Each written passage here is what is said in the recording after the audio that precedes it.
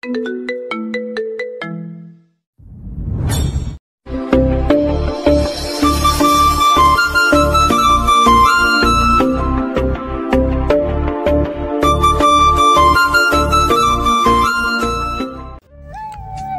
ভোরের আগমন হয়। শীত বিদায় নেয়নি এখনো। ভোরে শীত শীত থাকলেও বেলা বাড়ার সাথে সাথেই শীত কমে যায়। দুপুরের দিকে একটু গরমও পড়ে। সন্ধ্যার পর আবার শীত বাড়তে থাকে। নাদিয়া ভোরে ঘুম থেকে উঠে ফ্রেশ হয়ে ফজরে নামাজ আদায় করে নেয়। তারপর মেয়ের জন্য খাবার তৈরি করতে যায় কিচেনে। উদয় মসজিদে গেছে নামাজ আদায় করতে। অদিতা ঘুমিয়ে আছে এখনো। একটু পরেই উঠে গলা ছেড়ে কান্না করতে শুরু করবে। মসজিদ থেকে বাড়ি ফিরে আসে উদয়। কিচেনে উকি দিয়ে দেখে নাদিয়া ওভেনের সামনে দাঁড়িয়ে আছে। নিঃশব্দে এগিয়ে যায় কিচেনের ভেতরে। পেছন থেকে জড়িয়ে ধরে নাদিয়াকে। ভয়ে মুখ দিয়ে শব্দ বেরিয়ে আসে নাদিয়ার। ভয় পাচ্ছে কেন? আমি। নাদিয়া চোখ বন্ধ করে বুকে হাত দিয়ে জোরে জোরে শ্বাস টেনে নেয়। একটু হলেই প্রাণ পাখিটা উড়ে যাচ্ছিল। তোমার এই বাজে স্বভাব কোনো দিনও যাবে না। কি করলাম? কি করলে বুঝতে পারলে না? সব সময় ভূতের মতো নিঃশব্দে পেছন থেকে এসে জড়িয়ে ধরো কেন? বারবার ভয় পাওয়িয়ে দাও। নাদিয়ার ঘাড়ে মুখ গুজে বলে, জানি তো, বারবার আমিই ধরে, তারপরে ভয় পাও কেন? যত সব ঢং ছাড়ো তো। এভাবে ভয় দেখিয়ে দেখিয়ে কবে যেন জানে মেরে ফেলো আমাকে। আমি কোথায় ভয় দেখাই? ভয় তো তুমি নিজে পাও। হ্যাঁ, দোষ তো আমার নিজেরই। তোমার কোনো দোষ নেই, সব দোষ আমার। আমি কেন ভয় পাই? এরপর থেকে আমার আশেপাশে আসলে শব্দ করে আসবে, গলা খাকারি দেবে। ভূতের মতো নিঃশব্দ আসলে তোমার খবর আছে। উদয় কিছু না বলে জড়িয়ে ধরে দাঁড়িয়ে রইল। ওর তো নিঃশব্দে এসে জড়িয়ে ধরে নাদিয়াকে চমকে দিতে ভালো লাগে। খাবার বানানো শেষ করে বাটিতে ঢেলে নেয়। উদয় তখনও জড়িয়ে ধরে দাঁড়িয়ে আছে। ছাড়বে নাকি এভাবে ধরে থাকবে? ছাড়তে ইচ্ছে করে না। যে কেউ চলে আসবে, ছাড়ো এখন। কেউ আসবে না, আর আসলে আসবে, আমার কি তাতে? তোমার কিছুই না, তবে আমার অনেক কিছুই। তোমার মধ্যে বিন্দু মাত্র লাজ লজ্জা নেই, কিন্তু আমার মধ্যে তো আছে। তাই হুটহাট যেখানে সেখানে জড়িয়ে ধরবে না, ছাড়ো এখন। উদয়কে ছেড়ে দেয় রুমে যাওয়ার জন্য। দুজন পেছনে ঘুরতেই দেখে মেধা দাঁড়িয়ে আছে। দুজনকে ঘুরে দাঁড়াতে দেখেই মেধা দেয় দৌড়। এসেছিল কফি বানানোর জন্য, কিন্তু ওদের দুজনকে দেখেই দাঁড়িয়ে গেছে বাইরে। কি লজ্জা, কি লজ্জা। নাদিয়া বসায় এক কিল উদয়ের পিঠে। উদয় নাদিয়ার হাত ধরে টেনে রুমের দিকে এগিয়ে যেতে যেতে গা ছাড়া ভাব নিয়ে বলে, আশ্চর্য, এখানে অসভ্য নির্লজ্জের কি হয়েছে? মেধা কি ছোট বাচ্চা নাকি? সবই বোঝার ক্ষমতা ওর আছে। স্বামী স্ত্রীকে জড়িয়ে ধরবে, এটা স্বাভাবিক। আমি আমার বউকে জড়িয়ে ধরেছি, অন্যর বউকে তো না। তাই বলে যার তার সামনে জড়িয়ে ধরবে? আজকে ছোট ভাইয়ের বউর সামনে কাঁদো তুমি, বাবা মায়ের সামনেও ধরতে দুবারও ভাববে না। কেন ভাববো? মাথা খারাপ পাগল লোক, কথাই বলবো না। বক বক করতে করতে রুমে চলে আসে দুজন। রুমে এসেই ড্রেস চেঞ্জ করে নেয় উদয়। নাদিয়াকে চেপে ধরে জোর করে চুমু খায় ইচ্ছে মতো। তারপর ছেড়ে দিয়ে রুম থেকে দ্রুত বেরিয়ে যায় জগিং আর এক্সারসাইজ করার জন্য। পেছন থেকে নাদিয়া বকাঝকা করে কতক্ষণ। এমন মানুষ আল্লাহর দুনিয়ায় দ্বিতীয় জন আছে কিনা সন্দেহ নাদিয়ার। পাগল বানিয়ে দেয় কাছে থাকলে। বাপ বেটি জ্বালানোর জন্য প্রস্তুত সর্বদা। গরম খাবার ঢেকে রেখে দেয় সেন্টার টেবিলের উপর। রুম ঝাড়ু দেয়। উদিতার সকল খেলনা গুছিয়ে রাখে। ইউজ করা কাপড় ওয়াশরুমে রেখে আসে। সবকিছু করে বেডে বসতেই উদিতা করে কেঁদে ওঠে। চোখ বন্ধ রেখে কেঁদে কেঁদে আম্মু আম্মু করে। নাদিয়া মেয়েকে শোয়া থেকে কোলে তুলে নেয়।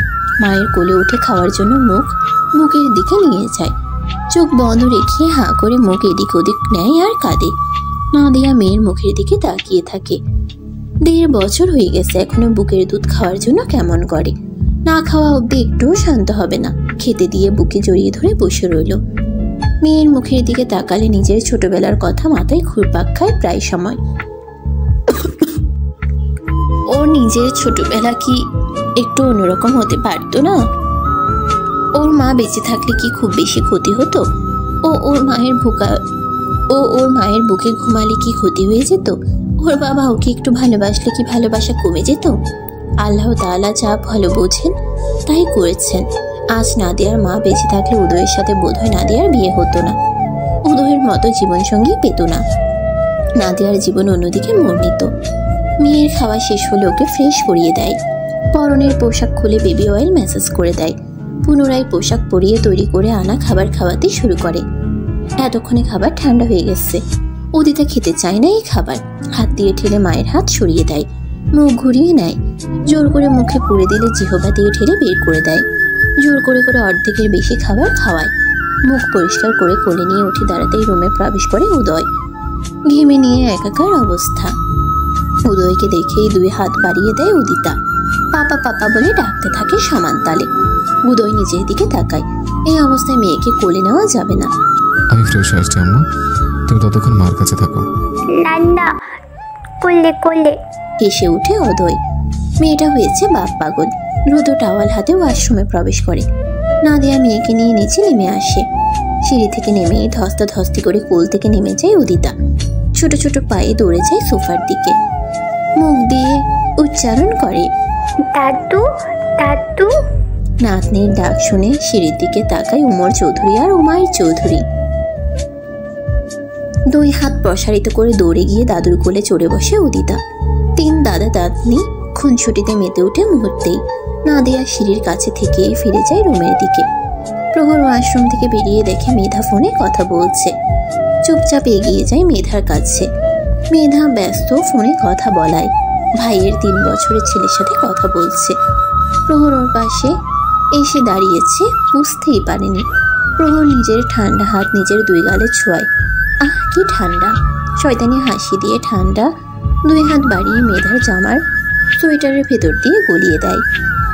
বরফ ঠান্ডা ছোঁয়া পেতেই লাফিয়ে চিৎকার করে উঠে দাঁড়ায় মেধা। হাত থেকে ফোন নিচে পড়ে যায়। দ্রুত জামার ভেতর থেকে প্রহরের হাত বের করে দেয়। প্রহরের মুখের দিকে তাকিয়ে দেখে মিটিমিটি হাসছে। বুকে হাত দিয়ে জোরে জোরে শ্বাস টেনে নেয়। কি ভয়টা পেয়েছে আল্লাহ! 2 ভাইয়ের স্বভাব একই রকম। দুজনেই বুকে হঠাৎ এসেই চমকে দেয়। সাথে ভীষণ ভয়ও দেখায়। নিচ থেকে ফোনটা কুড়িয়ে কল ব্যাক করবে বলে লাইন বিচ্ছিন্ন করে দেয়। তাকায় প্রহরের মুখের দিকে।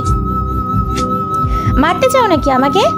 প্রহর মেধাকে ঘুরিয়ে পিছন থেকে জড়িয়ে ধরে ঘাড়ে থুতনি ঠেকিয়ে বলে, মারতে কেন চাইবো? 10টা না 5টা না, একটা মাত্র বউ আমার। বউ মেরে এতিম হবো নাকি আমি? নাক মুখ কুচকে নেয় মেধা। বউ মরলে কেউ এতিম হয়? হয় না? না। কিন্তু আমি হব। এভাবে ভয় দেখো কেন তাহলে? এটাকে ভয় দেখানো বলে? তাহলে রোম্যান্স বলে। তুমি খুবই আনরোমান্টিক একটা মেয়ে বউ। রোম্যান্স বোঝো না। কোন পাগল এটাকে রোম্যান্স বলে? তোমার জামাই পাগল। হেসে উঠে মেধা। প্রহরের হাতের উপর নিজের হাত রাখে। প্রহরের গায়ের রঙের তুলনায় মেধার গায়ের রং অনেক চাপা। দুজনের হাত একসাথে করলে মেধার হাত কালোই মনে হয়। শক্ত করে চেপে ধরে প্রহরের 2 হাত। কোনোদিন ছেড়ে দেবে না তো? আমি কিন্তু তোমায় ছাড়া বাঁচবো না প্রহর। প্রহর মেধাকে ছেড়ে সামনের দিকে ফেরায়। 2 গালে হাত রেখে বলে, কি হয়েছে? হঠাৎ এসব কথা বলছো কেন? মাঝে মাঝে ভয় হয় ভীষণ। তোমার আর আমার মধ্যে বিশাল ফারাক। তুমি যদি কোনোদিন আমাকে ভুলে যাও, ছেড়ে যাও, ভীষণ ভয় হয়। কি সব পাগলের মতো উল্টাপাল্টা কথা বলছো?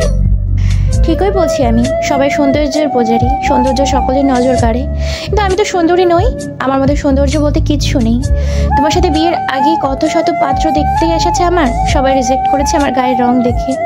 সকলের এক কথা, তাদের মতো সুদর্শন ছেলের সাথে আমাকে মানাবে না। কিন্তু জানি না তুমি আমার মধ্যে কি দেখেছিলে, নিজে এত সুদর্শন যুবক হওয়ার সত্ত্বেও আমার মতো কালো শ্যামবর্ণের মেয়েকে পছন্দ করলে, বিয়েও করলে। কোনোদিন যদি আমার প্রতি তোমার মন পরিবর্তন হয়ে যায়, তখন আমি নিজেকে সামলাতে পারবো না। ভীষণ ভয় হয় আমার। প্রহর জড়িয়ে ধরে মেধাকে শক্ত করে। মাথায় হাত বুলিয়ে বলে, কে বলেছে তুমি সুন্দরী না? তুমি অনেক বেশি সুন্দরী। হাজারো ফর্সা মেয়ে তোমার ধারে কাছেও নেই। তোমার ডাগর ডাগর টানা টানা চোখ, বাঁশির মতো সরু নাক, পাতলা চিকন উষ্ঠদয়, মায়াবী মুখশ্রী। সৌন্দর্যের জন্য এর চেয়ে বেশি কি চাই? আমি তোমার প্রেমে পড়িনি, আমি তোমার মায়ায় পড়েছি, তোমাকে ভালোবেসেছি। গায়ের রং যদি ম্যাটার করতো তাহলে বিয়ে করতাম নাকি? আর তোমার বাড়িতে কি বিয়ের প্রস্তাব পাঠাতাম? এজন্যই তুমি মাঝে মাঝে মুড আপ করে বসে থাকো, তাই না? এসব ভেবে কখনোই মন খারাপ করবে না তুমি। তুমি আমাকে নাই ভালোবাসতে পারো, কিন্তু আমি তো বাসি। তোমার মন খারাপ দেখলে আমার ভালো লাগে নাকি? আমারও তো খারাপ লাগে। এসব কথা যেন আর কখনো না শুনি তোমার মুখে। আমি তোমাকে ছাড়বো তো দূরের কথা, তুমি আমাকে ছেড়ে যাওয়ার কথা কল্পনাও করলে পা ভেঙে ল্যাংড়া বানিয়ে ঘরে বসিয়ে রাখবো, তারপর নিজের হাতে খাইয়ে দেবো, কোনো সমস্যা নেই। এসবের অভিজ্ঞতা আমার আছে। ভাবি যেমন বউয়ের সবকিছু করে দিয়েছে, আমিও না হয় আমার বউয়ের সবকিছু করে দেবো। খাওয়ানো থেকে শুরু করে শাওয়ার নেওয়া, ওয়াশরুমে নেওয়া, এভরিথিং। তাতে কিন্তু আমারই লাভ হবে। আবার কিভাবে?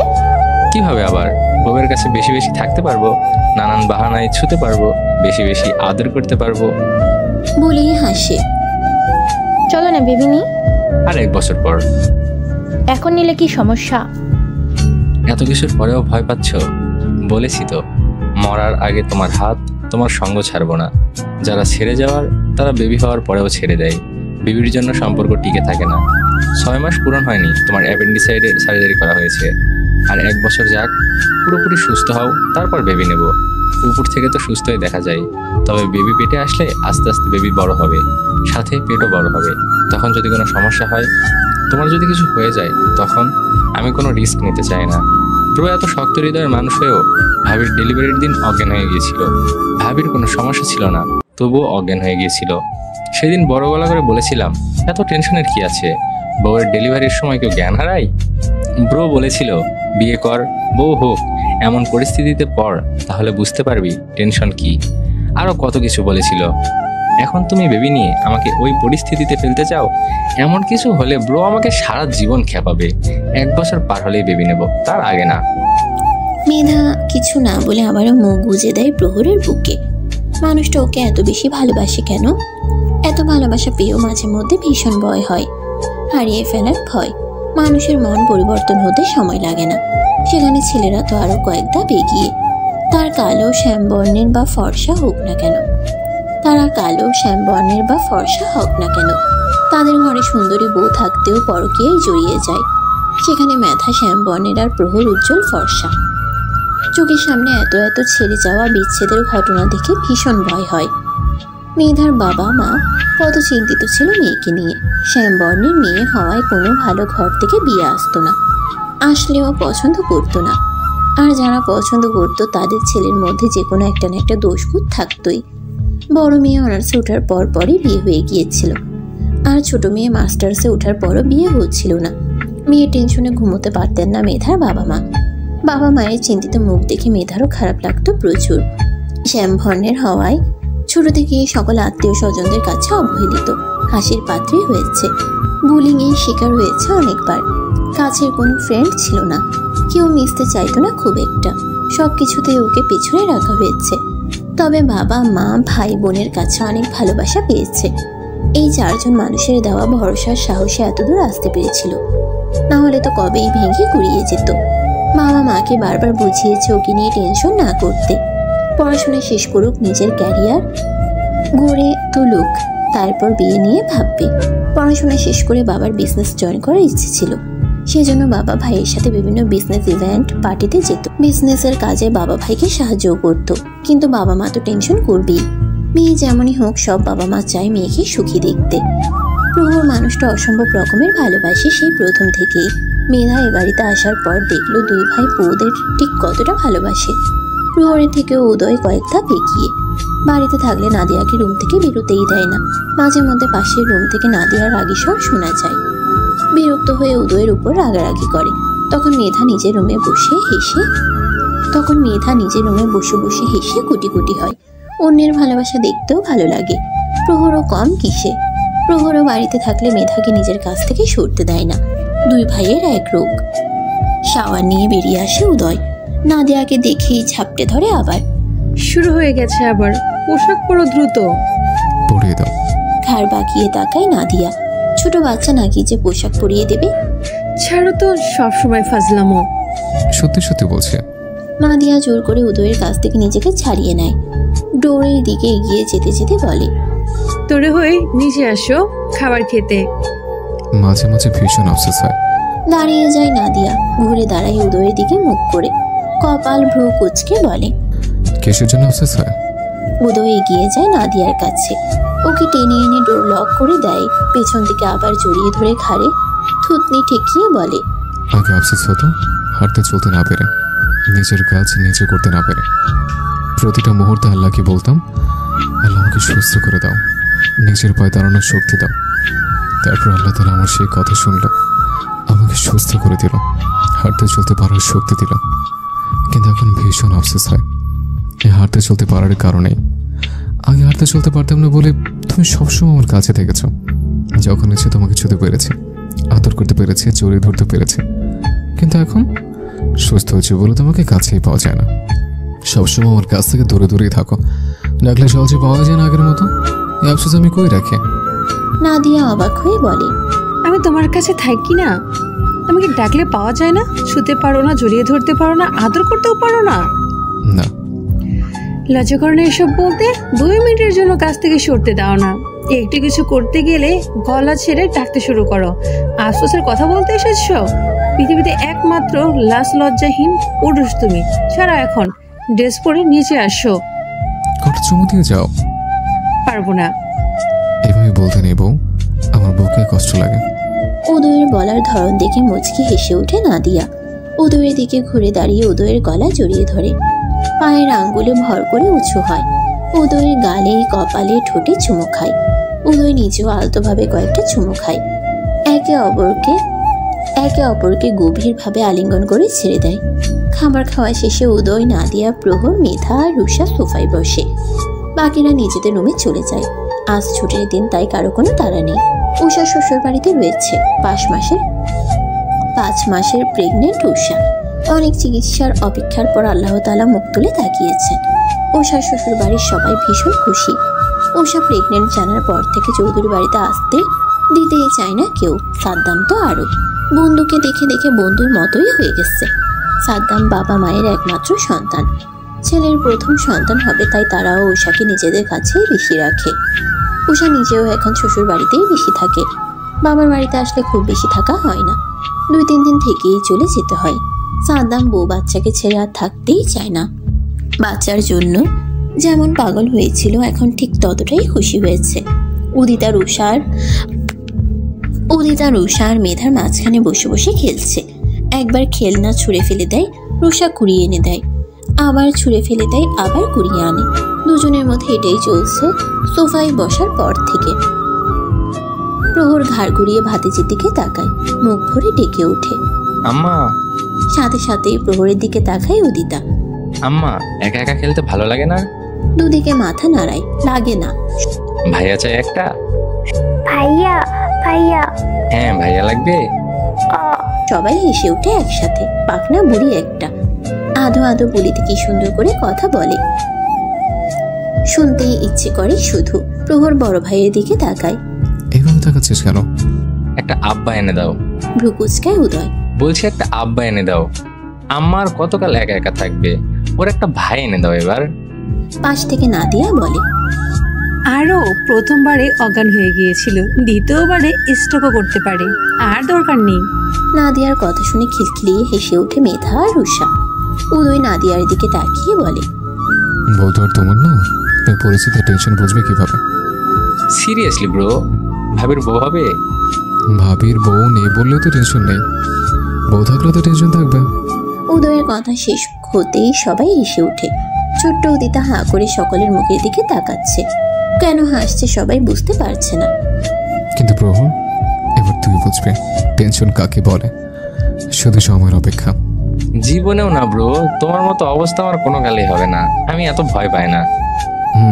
দেখা যাবে ভয় পাও কি না পাও।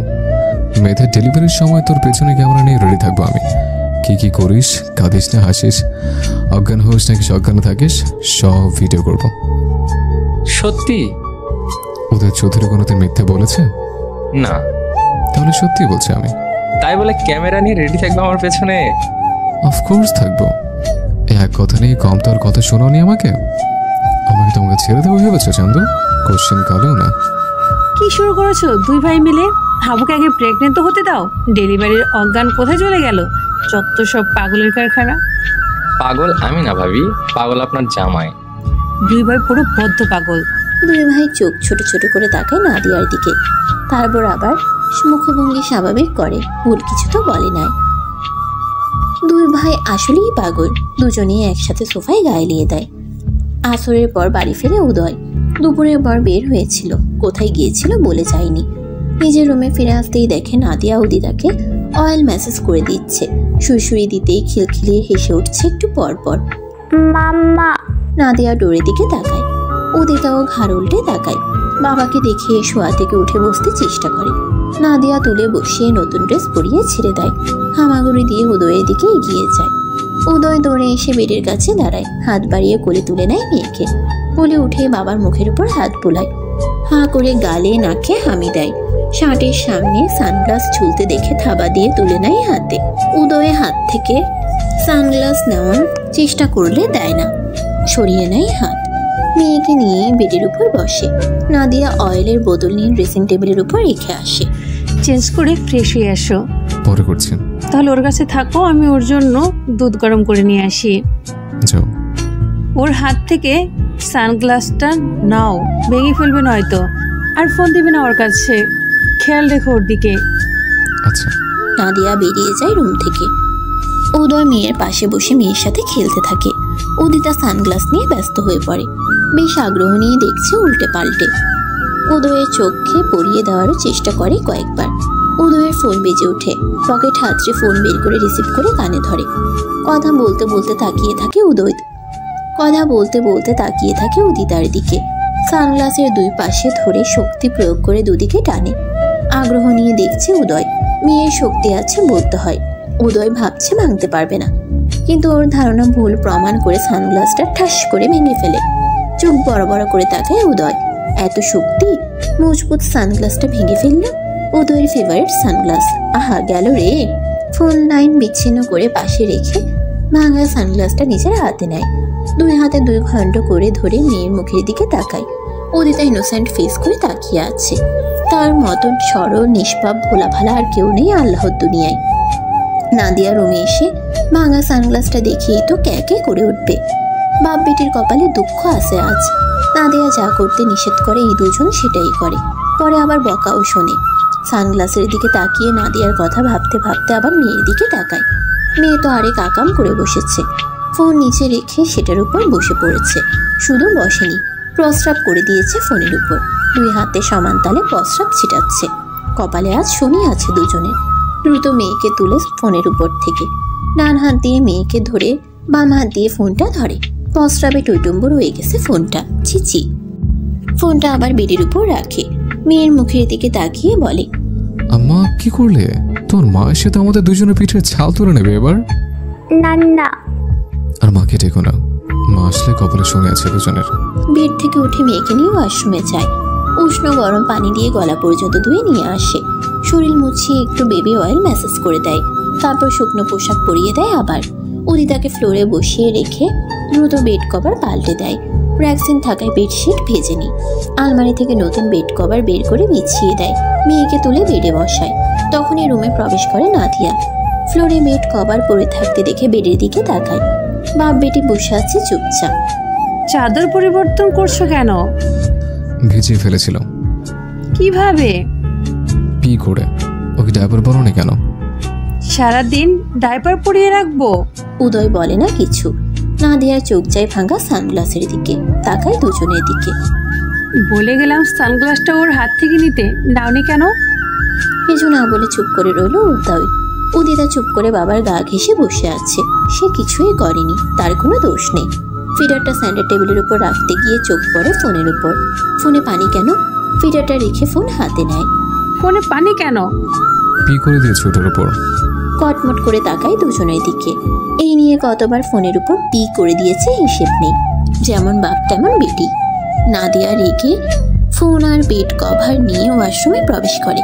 একটু পরে ফোনটা ধুয়ে নিয়ে বেরিয়ে আসে। ওয়াটারপ্রুফ ফোন বলে গায়ে লাগে না, শুধু তো 1 নাম্বার পি করে। যেদিন 2 নাম্বার করে দেবে সেদিন বুঝবে।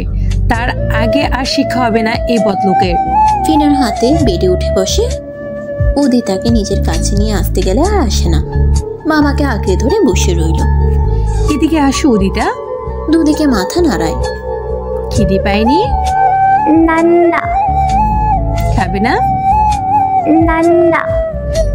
এক হাতে ফিডার, অন্য হাত দিয়ে উদিতাকে নিজের কাছে নিয়ে আসার চেষ্টা করে। উদিতা এক থাবায় নাদিয়ার হাত থেকে ফিডার নিচে ফেলে দেয়। সাথে সাথেই দুধ পড়ে ছড়িয়ে যায় ফ্লোরে। উদয় মেয়েকে কোলে নিয়ে দ্রুত বেড থেকে উঠে দূরে সরে দাঁড়ায়। আদরে আদরে বাদর তৈরি হচ্ছে, তাই না? তোমাকে তো খেতে দেওয়াই উচিত না। মায়ের কাছে বকা খেয়ে ঠোঁট উল্টে বাবার মুখের দিকে তাকায়। দুধ ফেললে কেন? না খেয়ে থাকবে আজকে। দুধু খাবো। খাওয়াচ্ছি তোমাকে দুধু। পাপা। হ্যাঁ আব্বা। মা বকা। মা বকা দেয়? দুজনের দিকে তেড়ে আসে নাদিয়া। উদয় মেয়েকে নিয়ে দৌড়ে ডোরের কাছে গিয়ে দাঁড়ায়। বাবাকে আঁকড়ে ধরে উদিতা, বুকে মুখ লুকায় আর চোখে আমার মায়ের দিকে তাকায়। কেমন রাগি চোখে তাকিয়ে আছে দুজনের দিকে। তোমাদের দুজনের কি সমস্যা বলবে আমাকে? মেয়ে খেতে চায় না আর বাপ কথা শুনে না, ঘাটতেরা মানুষ দুজন। নাদিয়ার রাগী স্বরে বলা কথা আর দুজনকে ডোরের সামনে দাঁড়িয়ে থাকতে দেখে এগিয়ে আসে প্রহর। প্রহরকে দেখে উদয়ের কোল থেকে প্রহরের কোলে চলে যায় উদিতা। উদিতাকে কোলে নিয়ে ফ্লোরের দিকে তাকাতেই বুঝতে পারে নাদিয়ার রাগের কারণ। আজকেও দুধ ফেলে দিয়েছে। এসে যোগ হয়েছে আরেকজন। আমি আবার কি করলাম? করেননি, তবে করবেন এখন আমি শিওর। দুই ভাই একে অপরের মুখ চাওয়াচাওয়ি করে। উদিতা প্রহরের কাছে বিচার দেয়। মা বকা। মা বকা দিয়েছে? অনেক বকা দিয়েছে। মা পচা, শুধু বকা দেয়। আমরা নতুন মা কিনে নিয়ে আসবো শপিং মল থেকে। হ্যাঁ নতুন মা? হ্যাঁ হ্যাঁ, যাও নতুন মা নিয়ে এসো, তারপর দেখবে সেই মা কত আদর যত্ন করে। জ্বালানোর জন্য তো আমাকেই পেয়েছো বাপ বেটি মিলে। আমার মতো করে কে খাইয়ে দিব সেটাই দেখবো। খাবার না খাইয়ে 2 বেলা নিয়ম করে পিঠে দেবে উত্তম মাধ্যম, পিঠের ছাল তোলে থেমে যায় নাদিয়া। কি বলতে নিয়েছিল, কি বললো এসব? একবার উদয় তো আরেকবার প্রহরের মুখের দিকে তাকায়। ওরাও ওর দিকেই তাকিয়ে আছে। নাদিয়ার চোখ দুটো ছলছল করে ওঠে। মুহূর্তেই অশ্রুবিন্দু গড়িয়ে পড়ে মেদুর গাল বেয়ে। উদয় চোখের ইশারা করে প্রহরকে। প্রহর উদিতাকে নিয়ে রুম থেকে বেরিয়ে যায়। উদয় ডোর ভিড়িয়ে নাদিয়ার কাছে এগিয়ে আসে। আগলে ধরে নাদিয়ার মুখ, তারপর শক্ত করে জড়িয়ে ধরে বুকে, মাথায় পিঠে হাত বুলিয়ে দিয়ে বলে, কাঁদছো কেন? কিছু হয়নি। এমন সব মায়েরাই কম বেশি বলে। ছোট মতো রোষাকে রোজ বলতো 3 বেলা, কিছু হয়নি, শান্ত হও। নাদিয়া নিঃশব্দে চোখে পানি ফেলতে থাকে। এমন কথা ওর আদরের মেয়েটাকে কিভাবে বলল? ওর কলিজা কেঁপে উঠল না কেন বলার আগে? মুখ দিয়ে এমন বাক্য কিভাবে উচ্চারণ করলো? উঠানের টেবিলের চারদিকে চেয়ারে গোল হয়ে বসে আছে 7-8 জন মানুষ। নাজমুল হক নিজের ভিটের বাড়ি বিক্রি করে দিয়েছেন। তার 2টো কিডনি ড্যামেজ হয়ে গেছে। 12 লক্ষ টাকা ঋণ হয়েছে। ঋণ আর নিজের অপারেশন করার জন্য নিজের সেই আশ্রয়স্থল বাড়িটা বিক্রি করে দিয়েছেন। বাড়ির দাম আসে 15 লক্ষ টাকা, কিন্তু যে বাড়িটা কিনেছে সে ডবল টাকা দিয়ে কিনেছে। বাড়িটা সে তার ওয়াইফকে গিফট করবে তার জন্মদিনে। সবাই এসে উপস্থিত হয়েছে। সকল পেপারস আগিয়ে রেডি করে সব প্রক্রিয়া সম্পন্ন করা হয়েছে। এখন শুধু একটা সই করলেই হবে, তাহলে এই বাড়ির মালিক পরিবর্তন হয়ে যাবে। অলরেডি পরিবর্তন হয়েই গেছে। টাকার ব্যাগটা টেবিলের উপরেই রাখা আছে। নাজমুল হক খুশি মনেই শেষ সইটা করে দেন। উদয় নিজের মুখের মাস্ক খুলে ফেলে। উপস্থিত সবাই তাকায় ওর মুখের দিকে। ছেলেটাকে কেমন চেনা চেনা লাগছে, তবে মনে পড়ছে না কারো। উদয় চেয়ার ছেড়ে উঠে দাঁড়ায়। পাশ থেকে নাদিয়ার হাত ধরে ওকেও দাঁড় করায়। বউ, মাস্ক খোলো। আমি চাই তুমি তোমার জন্মদিনের উপহার নিজের হাতে গ্রহণ করো। কাপা কাপা হাতে মাস্ক খোলে নাদিয়া। ওকে চিনতে কিঞ্চিত সময় লাগে সকলের। চেনার পরেই বিস্ফোরিত নয়নে তাকিয়ে রইল। এ কি সেই নাদিয়া? চেনাই যাচ্ছে না। আগের নাদিয়ার সাথে আকাশ পাতাল ফারাক। তারা তো ভেবেছিল নাদিয়া পচে গলে শেষ হয়ে গেছে বোধহয় এতদিনে, কিন্তু এখন তো নাদিয়ার দুধে আলতা গায়ের গরম। রাজরানীর হালে আছে। আর ওর বড় ঠিক হয়ে গেছে। যাকে সমুদ্রে ভাসাতে চেয়েছিল সে তো পাহাড়ের চূড়ায় উঠে বসে আছে। আর যাকে পাহাড়ের চূড়ায় বসাতে চেয়েছিল সে এখন মাছ সমুদ্রে হাবুডুবু খাচ্ছে। ভূত দেখার মতো চোখ বড় বড় করে নাদিয়ার দিকে তাকিয়ে আছে সাথী বেগম, নাজমুল হক আর তার 2 ছেলে মেয়ে। ফ্ল্যাশব্যাক। নাদিয়ার সেদিনের কান্নার পর উদয় লোক লাগিয়ে নাদিয়ার বাবার বাড়ির খোঁজ খবর নেয়। তখন জানতে পারে নাজমুল হক নিজের ভিটে বাড়ি বিক্রি করে দিচ্ছেন। ছেলেকে একটা কাপড়ের দোকান নিয়ে দিয়েছিলেন 10 লক্ষ টাকা ব্যাংক থেকে ঋণ নিয়ে। ছেলে ঠিকঠাক মতো দোকান করেনি। দোকান বন্ধ করে রেখে বাইক নিয়ে টোটো করে ঘুরে বেরিয়েছে। বাজে ছেলেপেলের সাথে মিশে নেশা করে দোকানের আয়ের টাকা উড়ায়। এইভাবে দোকানে ধস নামে। আস্তে আস্তে ঋণের বোঝা বাড়ে। পরে নাজমুল হক নিজেই দোকানে বসেন। পুনরায় সুদের উপর টাকা নিয়ে দোকানে কাপড় উঠায়। ভালোই চলছিল তারপর, কিন্তু তার গুণধর ছেলে বাবার অগোচরে দোকানের টাকা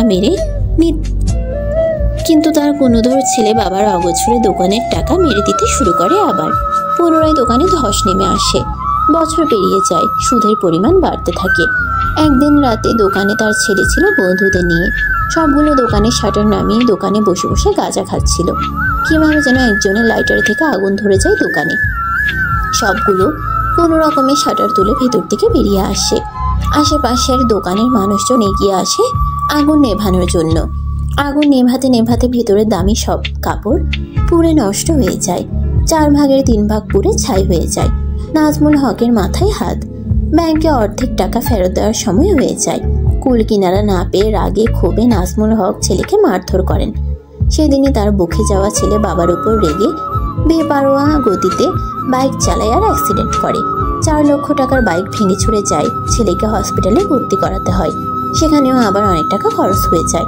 সুদের টাকা পরিশোধ করার জন্য চাপ দেয়। দিক দিশা না পেয়ে 2টো গরু ছিল, সেগুলো বিক্রি করে সুদের কিছু টাকা পরিশোধ করেন।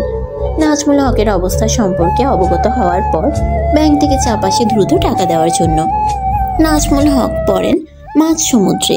স্ত্রীর যা সোনার গহনা ছিল সব বিক্রি করে দেয়। একটা পুকুর ছিল, সেটাও বিক্রি করে দেয়। তাতে খুব একটা লাভ হয় না। তবুও 12 লক্ষ টাকা ঋণ রয়েই যায়। এর মধ্যে আবার তিনি ভীষণ অসুস্থ হয়ে পড়েন। ডক্টর দেখালে জানা যায় 2টো কিডনি ড্যামেজ হয়ে গেছে। অপারেশন করতে হবে, তার জন্য অনেক টাকার প্রয়োজন। মেডিসিনে ঠিক হবে না। ডক্টর দেখাতে অনেক দেরি করে ফেলেছেন। ছেলের ভাঙাচোরা বাইকটা বিক্রি করে দেন। সেই টাকা দিয়ে নিজের চিকিৎসা করান। সেই টাকাও ফুরিয়ে যায় 3 মাসে। মেডিসিন খেতে না পেরে অসুস্থতা বাড়তে থাকে। ব্যাংক থেকে চাপ আসে। সুদের টাকা ফেরত দেওয়ার জন্য চাপ আসে। তারপর সিদ্ধান্ত নেয় বাড়ি বিক্রি করে দেওয়ার। এছাড়া আর কোনো উপায় নেই। আর সেই সুযোগটা লুফে নেয় উদয়। বাবা মাকে জানায় নিজের সিদ্ধান্ত। তারাও রাজি হয়ে যায়। গ্রামের যারা বাড়িটি ক্রয় করতে চায় উদয় তাদের চেয়ে অনেক বেশি টাকা অফার করে। নাজমুল হকের বেশি টাকার প্রয়োজন ছিল, তাই সেও রাজি হয়ে যায়। উদয় নিজে না এসে ওর বিশ্বস্ত মানুষ দিয়ে নাজমুল হকের সাথে কথা বলায়। সব কিছু ফাইনাল হয়। রেজিস্ট্রির দিন চলে আসে। উদয় নাদিয়াকে সারপ্রাইজ দেওয়ার নাম করে মিথ্যে কথা বলে গ্রামে নিয়ে এসেছে। সাথে নিয়ে এসেছে প্রহর আর মেথাকে। পার্লারে নিয়ে নাদিয়াকে সর্বোচ্চ সুন্দর করে সাজিয়ে দিতে বলেছে। তারাও সেভাবেই সাজিয়ে দেয়। তারপরে গ্রামের উদ্দেশ্যে রওনা হয়। তবে নাদিয়া নিজের গ্রামকেই চিনতে পারেনি, কারণ ওকে ওর বাড়িতে না নিয়ে প্রথমেই নিয়ে যাওয়া হয় সাব রেজিস্ট্রার অফিসে। এতগুলো দিন পর নিজের বাবা মাকে দেখে থমকে যায় নাদিয়া। উদয় বারবার ওর সাহস যোগায়, স্বাভাবিক বিহেভ করতে বলে। নাদিয়াও চেষ্টা করে নিজেকে স্বাভাবিক রাখার। নাদিয়া না নিজের মাস্ক খোলে আর না একটা কথা বলে। রেজিস্ট্রার অফিসারকে আগেই সব বলে রাখা হয়েছিল। রেজিস্ট্রি হওয়ার আগে নাজমুল হক জানায় টাকা সে বাড়ি ফিরে গিয়ে নেবে, এখন নেবে না।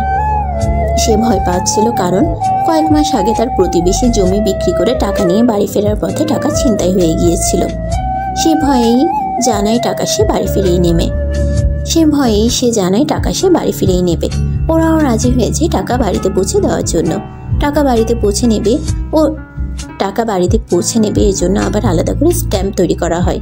বলা তো যায় না, জমি রেজিস্ট্রি হওয়ার পর টাকা যদি না দেয় তখন আমও যাবে, সালাও যাবে। এই স্ট্যাম্পে নাজমুল হক সই করলে প্রমাণ হবে সে টাকা পেয়েছে, আর সই না করলে প্রমাণ হবে টাকা পায়নি। জমি রেজিস্ট্রি কমপ্লিট হয়। নাদিয়ার বাড়িতে আসে সবাই। তখন দুপুর গড়িয়ে বিকেল। বাড়িতে প্রবেশ করার সময় নাদিয়ার বুক ধরফর করতে শুরু করে। অনেক কষ্টে নিজেকে স্বাভাবিক রাখে। ঘরের ভিতরে সবাইকে গিয়ে বসতে বললে উদয় জানায় ঘরে যাবে না। চেয়ার টেবিল এনে বাইরেই বসতে দেওয়া হয়। চানাচুর বিস্কুট খেতে দেওয়া হয় উদয় সেসব ঘরে পাঠিয়ে দেয়, খাবে না তাই। নাজমুল হকের বাড়ির সামনে দামি দামি 2টো কার এসে দাঁড়াতে দেখে প্রতিবেশীরা এগিয়ে আসে। তারপরে স্ট্যাম্প বের করে নাজমুল হকের সই নেওয়া হয়। বর্তমান কেউ যেন নিজের চোখে বিশ্বাস করতে পারছে না। নাদিয়ার পরনে অফ হোয়াইট দামি গর্জিয়াস শাড়ি, সিল্কি চুলগুলো খোপা করে বেলি ফুলের কাজটা দেওয়া, কানে ডায়মন্ডের কানের দুল, গলায় ডায়মন্ডের নেকলেস, নাকে ডায়মন্ডের নাকফুল, 2 হাতে সাদা স্টোনের চুড়ি। নাদিয়ার রূপ সৌন্দর্য উপচে পড়ছে। কি সুন্দর যে দেখতে লাগছে, যেন কোনো বিদেশিনী নারী। ধবধবে ফর্সা গায়ের রং, তার উপর পরনের সব সাদা। রূপ সৌন্দর্য বৃদ্ধি পেয়েছে কয়েক গুণ। চেনাই যাচ্ছে না নাদিয়াকে। মুখের আদল দেখে বোঝা যাচ্ছে এটা নাদিয়া। নাদিয়ার পাশে দাঁড়িয়ে থাকা উদয়ের দিকে তাকায়। পরনে হোয়াইট শার্ট, ব্ল্যাক প্যান্ট, শার্টের সাথে ঝুলে আছে সানগ্লাস। গায়ের রং নাদিয়ার মতোই ধবধবে ফর্সা। বিয়ের দিন ভালোভাবে দেখা হয়নি উদয়কে। দেখবে বা কিভাবে, ছিলই তো অল্প সময়। ওই একবার দেখার পর আবার এতগুলো দিন পর দেখলে কি মনে থাকে? তখন তো ঠিকভাবে হাঁটতে পারছিল না, ধরে ধরে নিয়ে এসেছে, আবার নিয়ে গিয়েছে। সেই ছেলে এখন সম্পূর্ণ সুস্থ, নিজের পায়ে হাঁটতে চলছে। নিজের পায়ে হাঁটছে চলছে। দেখতে পুরো হিরোর মতো লাগছে। আবার তাকায় নাদিয়ার বাঁ পাশে, সেখানেও একটি ছেলে দাঁড়িয়ে আছে। বুঝতে পারলো এই ছেলেটি উদয়ের ভাই আর নাদিয়ার দেবর। বিয়ের দিন এই ছেলেটাই উদয়কে ধরে ধরে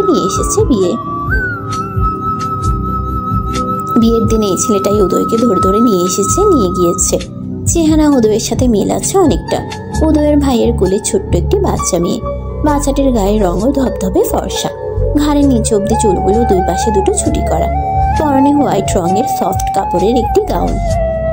গাউনের উপর দিয়ে সাদা রঙের তুলতুলে শীতের পোশাক। দেখতে পুরো সাদা হুড়পুরির মতো লাগছে। এই বাচ্চা কি নাদিয়ার মেয়ে নাকি নাদিয়ার দেবরের? চেহারা মিল আছে নাদিয়ার সাথে কিছুটা। নাদিয়ার দেবরের পাশেও বসে আছে একটি শ্যামবর্ণের মেয়ে। নাদিয়ার মতো করেই নিজেকে সাজিয়েছে। এটা বোধহয় নাদিয়ার ছোট যা, নাকি অন্য কেউ।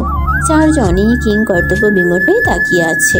মুখে নেই কথা, পড়ছে না চোখের পলকও। 15 লক্ষ টাকার বাড়ি 30 লক্ষ টাকা দিয়ে কিনে নাদিয়াকে উপহার দিল ওর বর। এত টাকার বাড়ির পাওয়ার যোগ্য কি নাদিয়া? এতদিনে বোধহয় যোগ্য হয়ে গেছে। যোগ্য না হলে তো পেত না। সাথী বেগম আর তার মেয়ে সাইরার হিংসা হচ্ছে ভীষণ নাদিয়াকে দেখে। এই পঙ্গু ছেলেকে বিয়ে করে নাদিয়ার এমন রাজকপাল হবে কে জানতো? তারা তো ভেবেছিল পঙ্গু ছেলেকে বিয়ে করে তার সেবা যত্ন করতে করতেই নাদিয়ার দিন পেরিয়ে যাবে। চাকরের মতো দিন কাটবে তার। চাকরের মতো সারাদিন কাজ করতে করতে পচে গলে মরবে ওই চৌধুরী বাড়িতে। কিন্তু এই মেয়ে তো রানীর হালে আছে। পাড়া প্রতিবেশী এসেছিল কয়েকজন, তারাও হাঁ করে তাকিয়ে আছে নাদিয়ার দিকে। তাদেরও নাদিয়াকে চিনতে বেশ বেগ পেতে হয়েছে। কম বয়সী ছেলে মেয়ে ছিল যে কয়েকজন, তারাই মুহূর্তের মধ্যে গ্রামে ছড়িয়ে দেয় নাদিয়ার কথা। এক কান দু কান, এক কান থেকে আরেক কান, আরেক কান থেকে আরেক কান, এভাবেই নাজমুল হকের বাড়িতে জড়ো হয় অনেক মানুষ। সবাই তাকিয়ে দেখছে নাদিয়াকে আর ওর হাজবেন্ডকে। দুজনকে দেখে মনে হচ্ছে কোনো সিনেমার নায়ক নায়িকা দাঁড়িয়ে আছে এখানে। ওদের দুজনের রূপ সৌন্দর্যের কাছে নায়ক নায়িকাও হয়তো ফেল করে যাবে। উদয় চারদিকে নজর বুলায়। প্রায় 20 থেকে 25 জন মানুষ জড়ো হয়ে গেছে ইতিমধ্যে। উদয়ের কাছে নিজেদের কেমন সেলিব্রিটি ফিল হচ্ছে। ওদের দেখার জন্য এত মানুষ চলে এসেছে ভাবতেই অবাক লাগছে ওর। মনে মনে খুশিও হচ্ছে। উদয় তাকায় নাদিয়ার দিকে। নাদিয়ার টাকাগুলো ওনার হাতে দিয়ে পেপারসগুলো নিজের হাতে নাও। আজ থেকে এই বাড়ির মালিক তুমি। রেজিস্ট্রি সকল পেপারসগুলো নাজমুল হকের কাছেই রয়েছে এখনো। টাকা হাতে পেলেই পেপারস দিয়ে দেবে। কাপা কাপা হাত টাকার ব্যাগের দিকে বাড়ায় নাদিয়া। অস্বাভাবিকভাবে কাঁপছে ওর হাত আর পুরো শরীর। টাকার ব্যাগটা হাতে নিয়ে নাজমুল হকের দিকে বাড়িয়ে ধরে। মুখে বলে না কিছু। নাজমুল হক বিনা বাক্যে টাকার ব্যাগটা নিজের হাতে নেয় আর পেপারসগুলো নাদিয়ার হাতে দিয়ে দেয়। উদয় নাজমুল হকের দিকে তাকিয়ে বলে, মিস্টার হক, টাকাগুলো গুনে দেখে নেন ঠিক আছে কিনা। তাকায় নাজমুল হক। শ্বশুরকে কেমন নামে সম্বোধন করছে মেয়ের জামাই। বাড়িতে উপস্থিত সব মানুষ হা করে তাকিয়ে আছে ওদের দিকেই। কি হলো, গুনে দেখুন টাকা ঠিক আছে কিনা। নাজমুল হক ব্যাগের চেইন খুলে টাকা গুনতে শুরু করে। 1000 টাকার নোটের বান্ডিল 30টা। টাকা ঠিকঠাক আছে, 30 লক্ষ টাকাই আছে। গম্ভীর স্বরে বলেন, 30 লক্ষ টাকাই আছে। সব ঝামেলা শেষ এখন, তাই না? আপনি আপনার টাকা বুঝে পেয়েছেন, আমি বাড়ির পেপারস পেয়েছি। মিস্টার শিহাব, আর কোনো কিছু কি বাকি আছে? আপনি তাহলে এখন আসুন, ঢাকায় ফিরে আপনার সাথে কথা হচ্ছে তাহলে ইনশাআল্লাহ। শিহাব নিজের সকল কিছু গুছিয়ে তার সহকারীকে সাথে নিয়ে ঢাকার উদ্দেশ্যে বেরিয়ে যায়। উদয় আশেপাশে নজর বুলায়। চোখ যায় নাদিয়ার সৎবোন সাইরার দিকে। আগের বার যখন দেখেছিল তখন ফর্সা চকচকে ছিল, আর এখন কেমন রোদে পুড়ে কালো হয়ে গেছে। চোখ দুটো গর্ত ঢুকে গেছে, চুলগুলো উস্কো খুস্কো, গাল ভর্তি ব্রণ, পরনের পোশাক মলিন, চোখে মুখে হিংসার রেশ স্পষ্ট। আবার তাকায় সাথী বেগমের দিকে, তারও মেয়ের মতোই অবস্থা। শুকিয়ে গেছে আগের চেয়ে অনেক, চেহারায় বয়সের ছাপ পড়েছে। আবার তাকায় নাজমুল হকের ছেলে সোহাগের দিকে। দেখতে পুরো গাঁজাখোরের মতো লাগছে, চেহারার কি বিশ্রী হাল, সারাদিন বোধহয় শুকনো পাতা খায়। আবার তাকায় নাজমুল হকের দিকে। বেচারা শ্বশুর সুখী অর্ধেক হয়ে গেছে। আরে ছেলে মেয়ে মিলে কি জায়গাটা এনে দিয়েছে, বউটাও কম গেছে। দুঃখে দুঃখেই তার জীবন গেল। নাজমুল হক টাকার ব্যাগ খুলে আগে সুদ সহ সব টাকা পরিশোধ করে দেন। নিজের টাকা বুঝে পেয়ে লোকটা চলে যায়। নাজমুল হক বসা থেকে উঠে ঘরের দিকে এগিয়ে যায়। উদয় সাইরাকে উদ্দেশ্য করে বলে, এই মেয়ে, আমার ওয়াইফের জন্য এক গ্লাস পানি দিয়ে আসো। নাদিয়া কিছু বলতে চাইলে উদয় ওর হাত চেপে ধরে, চোখের ইশারায় না করে কিছু বলতে। এই নাদিয়ার জন্য এখন ওকে পানি নিয়ে আসতে হবে। ইচ্ছে না থাকা সত্ত্বেও পানি আনার জন্য যায় সাইরা। একটু পরেই পানি নিয়ে আসে কাছের গ্লাসে করে। এই নিন পানি। রাখো টেবিলের উপর। পানির গ্লাসটা রেখে দেয় টেবিলের উপর। উদয় নাদিয়াকে চেয়ারে বসায়। নাদিয়া বুঝতে পারছে না উদয় কি করতে চাইছে। এখন তো গরমের দিন না যে ওর পানি পিপাসা পেয়েছে, আর কার থেকে নামার আগে পানি খেয়েই বেরিয়েছে। এখন মোটেও ওর পানি পিপাসা পায়নি। উদয় পানির গ্লাসটা নিজের হাতে নেয়, ভালোভাবে তাকায় গ্লাসের দিকে। নাক মুখ কুচকে গ্লাসের পানি ছুঁড়ে ফেলে উঠোনের মাটিতে। সবাই হাঁ করে তাকিয়ে আছে ওর দিকে। পানি এনে দিতে বললো, আবার ফেলে দিল কেন? আজব। উদয় গ্লাসটা টেবিলের উপর রেখে সাইরার দিকে তাকিয়ে বলে, এটা কি গ্লাসে পানি এনেছ? অপরিষ্কার গ্লাস, নোংরায় ভর্তি, অপরিষ্কার পানি। এ পানি খাবে আমার ওয়াইফ? গ্লাস ধুয়েই তো পরিষ্কার পানি আনলাম। আবার পানি নিয়ে আসো, গ্লাস ভালোভাবে ধুয়ে নিয়ে আসবে। গেস্টদের কিভাবে আহ্বান করতে হয় জানো না? এক গ্লাস পানি চেয়েছে, সেটাও ঠিকভাবে দিতে পারো না। ডিসকাস্টিং। গ্লাসটা নিয়ে আবার কলপারের দিকে এগিয়ে যায় সাইরা। 101টা বকা দেয় উদয়কে, সাথে ওর গোষ্ঠীর পিন্ডি চটকে দেয় বিড়বিড় করে। ওকে কি কামলা পেয়েছে নাকি? শ্বশুর বাড়িতে সারাদিন কাজ করে খেটে খায়, বাবার বাড়িতে এসেছে একটু রেস্ট নেওয়ার জন্য, এখানেও কাজ করতে হচ্ছে। বাপের বাড়িতে এখন আসতে ইচ্ছে করে না, শ্বশুর বাড়িতে থাকলেও ভালো লাগে না। শ্বশুর বাড়ির লোকজন জ্বালিয়ে মারে সারাদিন। বরটাও হয়েছে 1 নম্বরের শয়তান। বিয়ের আগে কত মিষ্টি মিষ্টি কথা, বিয়ের পর তোমাকে রানীর মতো করে রাখবো, একটা কাজও করতে হবে না। আর এখন প্রসব করার সময়টাও পায় না কাজ করতে করতে। নাদিয়ার বিয়ের প্রায় 6 মাস পর নাজমুল হক সাইরার বিয়ে ঠিক করেছিল একটা ভালো ফ্যামিলিতে। ছেলে প্রাইমারি স্কুলের শিক্ষক, দেখতে শুনতে অনেক ভালো। কিন্তু সাইরার দীর্ঘ 3 বছরের রিলেশন ছিল পাশের গ্রামের আবিদের সাথে।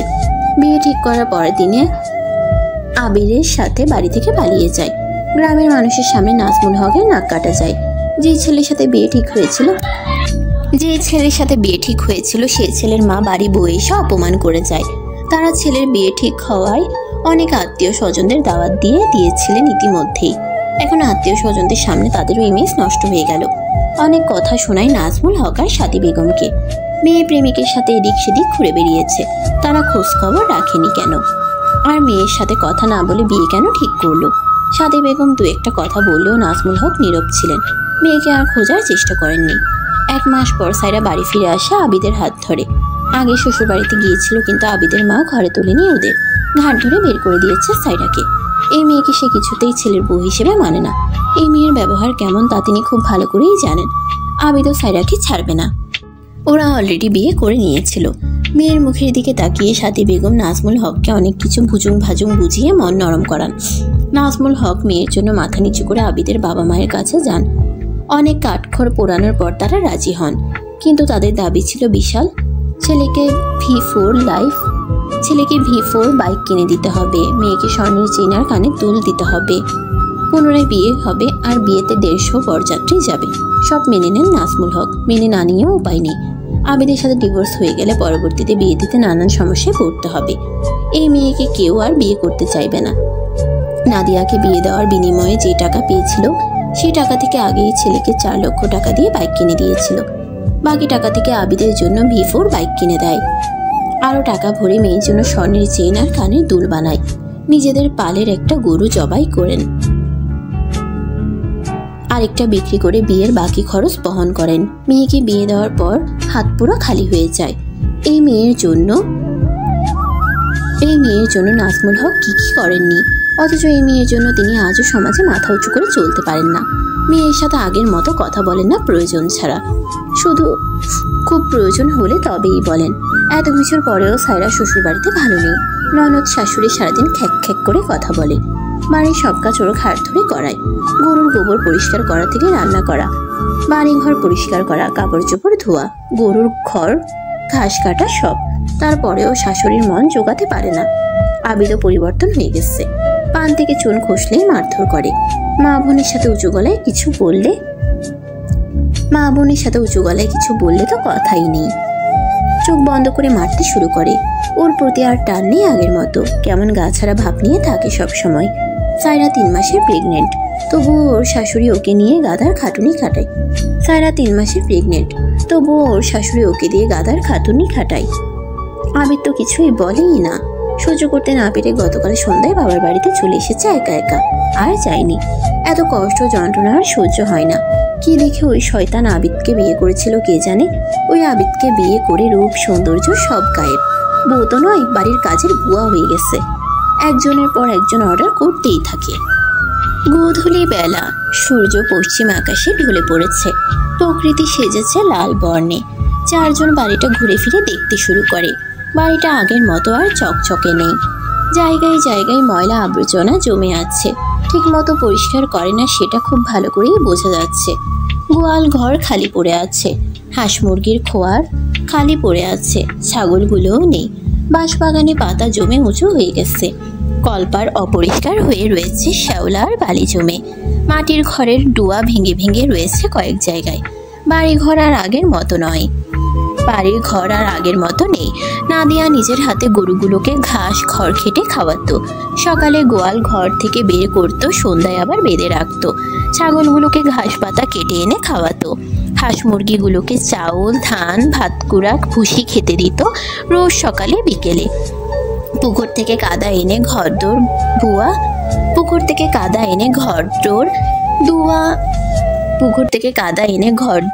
ডুয়া লিপে দিত।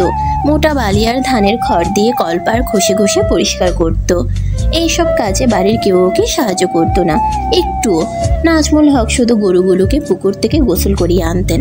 নাদিয়া না থাকায় বাড়িঘরের কি হাল হয়েছে। এর মধ্যে আবার উদিতা খাওয়ার জন্য কান্না শুরু করে। খেয়েছিল সে অনেকক্ষণ আগে। প্রহর কান্না থামানোর চেষ্টা করলে থামে না। মায়ের কোলে যাওয়ার জন্য হাত এগিয়ে দিয়ে ঠোঁট উল্টে কাঁদে। কি সুন্দর কিউট আর মায়াবী লাগে তখন দেখতে। মাশাল্লাহ। নাজমুল হক ওয়াশরুমে যাওয়ার জন্য এদিকে এসেছিলেন। উদিতার কান্না শুনে সেদিকে লক্ষ্য করতেই দেখেন উদিতা নাদিয়ার দিকে হাত বাড়িয়ে দিয়ে কাঁদছে। বাচ্চাটাকে দেখতে হুবহু নাদিয়ার ছোটবেলার মতোই লাগছে, তবে কিছুটা পার্থক্য আছে। এখানে নাদিয়ার মেয়ে রাজকন্যা, বাবা মা আর পরিবারের সকলে প্রিয় আর আদরের। কিন্তু তার মেয়েটা ছোটবেলা থেকে অযত্নে অবহেলায় বেড়ে উঠেছিল। গায়ের রং উদিতার মতো ফর্সা থাকলেও চকচকে ছিল না। গায়ের রং ছিল মলিন ফ্যাকাশে, শরীর ছিল জীর্ণ শীর্ণ, চেহারায় থাকতো মলিনতা। নিজের বড় মেয়েকে ঠিক কতটা অবহেলা করেছে তা তিনি এখন হাড়ে হাড়ে টের পান। আর বড় মেয়েটাকে ছোটবেলায় যত্ন করলে বোধহয় উদিতার মতোই দেখা যেত। তার বড় মেয়েটাকে ছোটবেলায় যত্ন করলে বোধহয় উদিতার মতোই দেখা যেত। মা মেয়ের ছোটবেলার চেহারা হুবহু মিল। তার বড় মেয়েটা অযত্নে অবহেলায় বেড়ে ওঠা শুভ্র রঙা অপরাজিতা। নাজমুল হক ওয়াশরুমের দিকে চলে যায়। নাদিয়া মেয়েকে কোলে নিয়ে ঘরের সামনে এসে দাঁড়ায়। উঠোনে তো মেয়েকে খাওয়ানো যাবে না, উঠোনে অনেক মানুষ রয়েছে এখনো। কারে বসলেও আরামে খাওয়াতে পারবে না। এখন কি করা যায়? উদিতার কান্না বাড়ছে আস্তে আস্তে। উদয় আশেপাশে নজর বুলায়। সাথী বেগমকে দেখতেই ডেকে ওঠে। এই যে মিসেস নাজমুল হক, এদিকে আসেন একটু। এমন ডাক শুনে সবাই আবার ওদের দিকে তাকায়। সাথী বেগম এগিয়ে আসেন। আপনাদের ঘর খালি আছে? সাথী বেগম গম্ভীর গলায় বলেন, আছে, কিন্তু কেন? আমার মেয়ের খিদে পেয়েছে, ও খাবে। কোনো ঘর খালি আছে? সাথী বেগম হাত ইশারা করে দেখিয়ে দেন। ভেতরে পরিষ্কার আছে তো, নাকি ময়লা আবর্জনা স্তূপ জমে আছে? অপমান বোধ করেন সাথী বেগম, তবুও বলেন, পরিষ্কার আছে। উদয় কথা না বাড়িয়ে নাদিয়ার হাত ধরে ঘরের ভেতরের দিকে এগিয়ে যায়। আবার পেছন দিকে তাকিয়ে বলে, সাথে সাথে আসতে পারেন, সমস্যা নেই। আবার বলবেন না আপনাদের কিছু চুরি করে নিয়ে চলে গেছে। চুরি করার অভ্যাস কিন্তু আমাদের নেই। সাথী বেগম বললেন না কিছু। তিনি স্পষ্ট বুঝতে পারছেন উদয় ইচ্ছে করে এমন করছে। ওনাদের সাথে কথায় কথায় অপমান করছে সেই তখন থেকে। ঘরের ভেতর চলে আসে তিনজন। চারদিকে নজর বুলায় নাদিয়া। ঘরের ভেতরটা আগের মতো নেই। জুতো খুলে বেডের উপর পা তুলে বসে, তারপর মেয়েকে খেতে দেয়। সাথে সাথেই উদিতার কান্না বন্ধ হয়ে যায়। উদয় নাদিয়ার সামনে দাঁড়িয়ে রইল। নাদিয়া উদয়ের মুখের দিকে তাকিয়ে কিছু বলার জন্য মুখ খুলতে নিতেই উদয় ওর দুই গালে হাত রেখে বলে, সব কথা বাড়ি ফিরে শুনবো। এখন আমি যা বলবো করবো, তুমি সাথে সাথে হ্যাঁ বলবে, বাধা দেবে না আমাকে। একদম ইমোশনাল হবে না। নিজের অতীত ভুলে যাও না নিশ্চয়। কি করতে চাইছো তুমি? বাড়ি ফিরে চলো, ভালো লাগছে না আমার এখানে, একদম বন্ধ হয়ে আসছে। ফিরবো একটু পরে, তার আগে একটু কাজ আছে, সেগুলো কমপ্লিট করেই রওনা হবো। কষ্ট করে একটু ধৈর্য ধরো। তুমি আব্বা আম্মার সাথে এই ব্যাপারে বাড়ি ফিরে কথা বলবো ওকে। এই মুখে একবারও ওনাদেরকে বাবা মা বলে ডাকবে না তুমি। নাদিয়া কিছু বলবে তার আগে উদয়ের ফোনে রিংটোন বেজে ওঠে। পকেট থেকে ফোন বের করে দেখে বাড়ি থেকে কল এসেছে। নেটওয়ার্ক প্রবলেম থাকায় ঘরের ভেতর থেকে বাইরে বেরিয়ে আসে। উদিতার খাওয়া শেষ হলে ওকে বেডে বসিয়ে দেয় নাদিয়া। উদিয়া উৎসুক হয়ে ঘরের ভেতরে সবকিছু দেখতে শুরু করে। আগে তো এমন কিছু দেখেনি কখনো। ঘরের ভেতরে সাদা লাইটের আলোয় সবকিছু স্পষ্ট দেখা যাচ্ছে। ঘরের একপাশে বাঁশের মাচা, কাঠের পুরনো আলমারি, কাঠের ছোট টেবিল সহ আরো অনেক কিছুই আছে। উদিতা নাদিয়ার কাঁধ ধরে মাছার দিকে হাত বাড়িয়ে বলে, আম্মা ওটা কি? মেয়ের হাত অনুসরণ করে মাছার দিকে তাকায় নাদিয়া, হেসে বলে, ওটাকে বলে মাজা। মাটা কি করলে?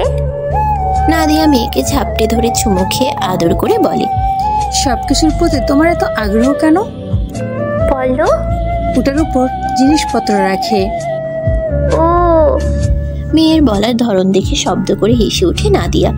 নাদিয়ার হাসি দেখে উদিতাও হাসে। বেডের উপর হাত পাখা দেখে নাদিয়ার কাছ থেকে ছুটে সেটার কাছে দ্রুত এগিয়ে যায়। এই অদ্ভুত জিনিসটা আবার কি? আগে তো কখনো দেখেনি। হাত দিয়ে নাড়াচাড়া করতে শুরু করে। পুরনো স্মৃতি স্মরণ হতেই নাদিয়ার চোখ দিয়ে পানি গড়িয়ে পড়ে। মনে পড়ে পুরনো অতীত। অন্যদের শৈশবের অতীত হয় সোনালি, আর ওর শৈশবের অতীত ধূসর রঙের। টুপ করে গড়িয়ে পড়ে এক ফোঁটা পানি। শাড়ির আঁচল দিয়ে দ্রুত মুছে নেয় পানির ফোঁটা। পুনরায় শাড়ির আঁচল দিয়ে মাথা ঢেকে নেয়। নাজমুল হক ঘরের সামনে দিয়ে যাচ্ছিলেন। উদিতার আদো আদো বলিতে বলা কথা শুনে দাঁড়িয়েছিলেন ঘরের সামনে। ভেতরে তাকিয়ে দেখছিলেন মেয়ে আর নাতনিকে। তার মেয়েটাকে হাসলে এত সুন্দর আর মায়াবী দেখায়, সেটা তো তিনি এত বছরে খেয়ালই করেননি। উদয় কথা শেষ করে ঘরের ভেতর প্রবেশ করে। উদিতাকে কোলে নিয়ে নাদিয়াকে নিয়ে বেরিয়ে আসে। মাগরিবের আজান হয়েছে একটু আগেই। পাড়া প্রতিবেশী অনেকেই বাড়ি ফিরে গেছে, আবার অনেকে এখনো দাঁড়িয়ে আছে উৎসুক হয়ে। উদয় নাজমুল হকের দিকে তাকায়। তার মুখ থমথমে গম্ভীর হয়ে আসছে। বসে রয়েছেন চেয়ারে। উদয় ডেকেছে তাকে, তো মিস্টার হক, আগামী 24 ঘন্টার মধ্যে বাড়ি খালি করে দেবেন আপনারা। আমি আগামী 7 দিনের মধ্যে এখানে আমার ওয়াইফের জন্য রাজপ্রাসাদ তৈরির কাজ শুরু করব। বিস্ফোরিত নয়নে উদয়ের দিকে তাকায় সাথী বেগম আর নাজমুল হক। 24 ঘন্টার মধ্যে কিভাবে বাড়ি খালি করবে? কম করে হলেও 3-4 দিন সময় তো লাগবেই। মুহূর্তেই নিজেকে স্বাভাবিক করে নেয় নাজমুল হক। মুখ ফুটে বললেন না কিছু। সাথী বেগম মুখ খুলে বলে, একদিনের মধ্যে কেমনে বাড়ি খালি করবো? 1 মাস সময় দেওয়া লাগবো। 24 ঘন্টার বেশি 1 মিনিটও না। 24 ঘন্টা সময় দিয়েছে, সেটাই তো অনেক। কিভাবে খালি করবেন সেটা আপনাদের বিষয়, আমার না। নাদিয়া কিছু বলার জন্য উদ্যত হতেই উদয় ওর হাত চেপে ধরে। বলতে দেয় না কিছুই। নাদিয়া উদয়ের মুখের দিকে তাকায়। এরকম কথা বলছে কেন উদয়? উদয় নিজেও জানে 24 ঘন্টার মধ্যে 2টা বড় ঘর, একটা গোয়াল ঘর, রান্নাঘর সহ আরো কত কি রয়েছে। সেসব সরানো পসিবল নয়। ঠিক আছে, খালি করে দেব 24 ঘন্টার মধ্যে। গম্ভীর স্বরে কথাগুলো বলে নাজমুল হক। উদয় ভ্রুকুচকে তাকায়। মেনে নিল। সাথী বেগম খেকি দিয়ে বলে, পাগল হইছো নাকি তুমি? 24 ঘন্টার মধ্যে কেমনে সরাবা? থাকমু কনে, থাকার ব্যবস্থা করতে হইব না আগে? নাজমুল হক বিরক্তিকর গলায় বলেন, চিল্লাচিল্লি না করে চুপ করো তো, একটা ব্যবস্থা হয়ে যাবে। এই অসুস্থ শরীর নিয়ে কি ব্যবস্থা করবা তুমি? আবার তাকায় নাদিয়ার দিকে। তেজি গলায় বলেন, কি রে নাদিয়া, তুই তো জামাইরে কিছু কস না কে? সাথী বেগমের তেজি গলার স্বর শুনে উদয়ের মেজাজ বিগড়ে যায়। ওর সামনে দাঁড়িয়ে, ওর বউয়ের বাড়িতে দাঁড়িয়ে ওর বউয়ের সাথে উঁচু গলায় কথা বলছে। উদয় কিছুটা রাগী স্বরেই বলে, ভদ্রভাবে কথা বলুন। আপনি আপনি কোন সাহসে আমার বউয়ের সাথে উচ্চ করে কথা বলেন? গলা নিচু করে কথা বলবেন পরের বার থেকে। ও মা গো, কি কথা বাবু গো, শাশুড়ির সাথে কেমনে কথা কয়? আইসে থেকে দেখতাছি শ্বশুর শাশুড়ির সাথে কেমনে কইরা কথা কইতেছে। বড় লোক দেখে কি আমগো মানুষ মনে হয় না? ভদ্রতা তো তোমরা শিখো নাই। আর নাদিয়া, তোরা দনি জামাই দেখা বিয়া দিলাম, অহন দেহি জামাই পাইয়া আমগো বুল্লা গেলি গা। উদয় নিজের মেজাজ হারাতে শুরু করে। সাথী বেগমের চ্যাটাং চ্যাটাং কথা শুনে রাগের শরীর জ্বলে ওঠে। ও নাকি ভদ্রতা শিখেনি। প্রহর উদিতাকে নিজের কোলে নিয়ে নেয় উদয়ের কাছ থেকে। যেভাবে রাগে ফুসফুস করছে, কখন জানি গর্জন করে ওঠে। তখন মেয়েটা ভয় পেয়ে যাবে। উদিতাকে কোলে নিয়ে উদয়কে শান্ত থাকতে বলে, কোনো সিন ক্রিয়েট করতে না করে। কিন্তু উদয় তো উদয়ই, চিবিয়ে চিবিয়ে বলে, কে শ্বশুর আর কে শাশুড়ি? আমার কোনো শ্বশুর শাশুড়ি নেই, ছিল না। আমার বউ এতিম, অনাথ। ওর বাবা মা ওর জন্মের দিন মরে গেছে, বুঝতে পেরেছেন? আর কার ভদ্রতা নিয়ে কথা বলছেন? আপনারা কত ভদ্র সভ্য তা বেশ জানা আছে আমার। আর আপনারা নাদিয়াকে ধনী ছেলের কাছে বিয়ে দিয়েছেন? সিরিয়াসলি? নাকি একটা অক্ষম পঙ্গু ছেলের কাছে টাকার বিনিময়ে বিক্রি করেছিলেন? কোনটা? উদয়ের কথা শুনে চুপসে যায় সাথী বেগমের মুখটা। নাজমুল হক চুপচাপ বসে শুনছেন, কিছু বলছেন না। তার এখন আর কথা বলতে ইচ্ছে করে না, কোনো কিছু ভালোও লাগে না। এই সংসার, বাড়ি ঘর সবকিছু ছেড়ে ছুড়ে দূরে চলে যেতে ইচ্ছে করে এখন। নাদিয়া উদয়ের মুখের দিকে তাকিয়ে চাপা স্বরে আস্তে আস্তে বলে, কি বলছেন এসব? চুপ করো আর বাড়ি চলো, আমার কোনো রাজপ্রাসাদ লাগবে না। তোমার না লাগলে আমার লাগবে। বেশি কথা বলতে পারবো না। 24 ঘন্টার মধ্যে বাড়ি খালিছে আমার, ব্যাস। সাথী বেগম নাজমুল হকের দিকে তাকিয়ে বলেন, তুমি কিছু কও না কেন? নাজমুল হক কিছুটা রাগী স্বরেই বলেন, বলছি তো নাকি, শুনতে পাও না আমার কথা? না হলে রাস্তায় গিয়ে থাকবো। কোনো সমস্যা আছে তোমার? সাথী বেগম নাজমুল হকের মুখের দিকে তাকিয়ে রইলেন। 24 ঘন্টার মধ্যে কিভাবে এত কিছু সরাবে? আর রাস্তায় কি রাত কাটানো যাবে নাকি? এই লোকটাও এখন কেমন গাছাড়া ভাব নিয়ে চলাফেরা করে। কিছু বললেও গুরুত্ব দেয় না আগের মতো, সবকিছুতেই উদাসীন। সাথী বেগম পুনরায় নাদিয়ার দিকে তাকায়। এই সেরি, তুই কিছু কস না কেন? তোর আব্বার অসুখ হয়েছে, 2টা কিডনি নষ্ট হয়ে গেছে গা। এত দখল একদিনে সামলাবার পারবো হে? মাঝখান থেকে সোহাগ তেরে আস্তে আস্তে বলে, ভালো কইরা কইলে কাম হইব না, কানে নিচে 2টা দিলেই কথা বাইর হইব। বলতে বলতে উদয় আর নাদিয়ার কাছে চলে আসে। এতক্ষণ দূরের একটা চেয়ারে বসেছিল। দুজনের সামনে দাঁড়িয়ে নাদিয়ার দিকে তাকিয়ে বলে, আগের কথা বইলা গেছস নাকি? মা কি কয় শোনস না? কথা কস না কে? বড় লোক জামাই পাইয়া দেমাগ বাইরা গেছে।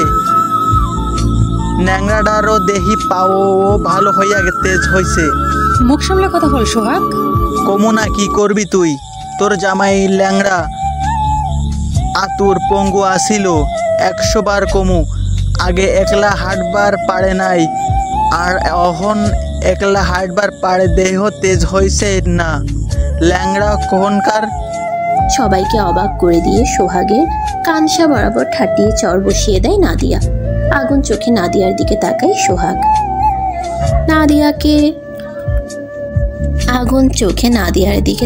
সোহাগ। নাদিয়াকে ধাক্কা দিতেই কয়েক কদম পিছিয়ে যায়। বিশ্রী ভাষায় গালিগালাজ করে নিজেও এগিয়ে গিয়ে চর দেওয়ার জন্য উদ্যত হয়। সোহাগের মুখের ভাষা শুনে উদয়ের শরীরে রক্ত টকবক করে ফুটতে শুরু করে। রাগ সামলাতে না পেরে সোহাগের সামনে দাঁড়িয়ে পরপর একই গালে 2টো চর বসিয়ে দেয়। শক্ত হাতে চর খেয়ে টালমাটাল অবস্থা সোহাগের। কি জোরে চর দিল রে! মনে হচ্ছে কানের পর্দা ফেটে রক্ত বেরিয়ে আসবে। মাথা ভন ভন করছে। উদয়ের রাগ ছিল অনেকগুলো দিন থেকেই এই ছেলের উপর। যবে থেকে শুনেছে সোহাগ ছোট হয়েও বড় বোন নাদিয়ার গায়ে হাত তুলত, তবে থেকেই রাগ জমা হয়েছে। সেই রাগ আস্তে আস্তে পাহাড় সমান হয়ে গেছে। মনে মনে পণ করেছিল সোহাগকে সামনে পেলেই ধুমধাম আগে দিয়ে নেবে কতগুলো। কিন্তু আজকে বাড়িতে এত মানুষ আর ভদ্রতার খাতিরে কিছু বলতে পারেনি এতক্ষণ। এখন আর কোনোভাবেই নিজের রাগ সংবরণ করতে পারেনি। হই হই রে রে করে তেড়ে আসে সাথী বেগম। ছেলেকে ধরে রাগী স্বরে বলেন, তোমার তো দেখি সাহস কম না, আমার বাড়িতে দাঁড়িয়ে আমার ছেলেকে মারছো তুমি? সাহসের কি দেখেছেন আপনি? আর এবারে কার বললেন? এটা আপনার বাড়ি? সিরিয়াসলি? আমার টাকা কেনা এই বাড়ি। এই বাড়ির মালিক পূর্বে আপনারা থাকলেও এখন মালিক আমার বোন নাদিয়া চৌধুরী। নাজমুল হক ছেলের দশা দেখলেন, তবুও কিছু বললেন না। উচিত শিক্ষা হয়েছে, অনেক জ্বালিয়েছে এই ছেলে, আরো দুটো লাগিয়ে দিক, কোনো আফসোস নেই তার। নাজমুল হক নিজের ঘর থেকে বেরিয়ে আসেন, হাতে একটা ছোট সাইজের বক্স। মাথা নিচু করে দাঁড়ায় নাদিয়ার সামনে। নাদিয়া একবার বাবার মুখ পানে তাকায়।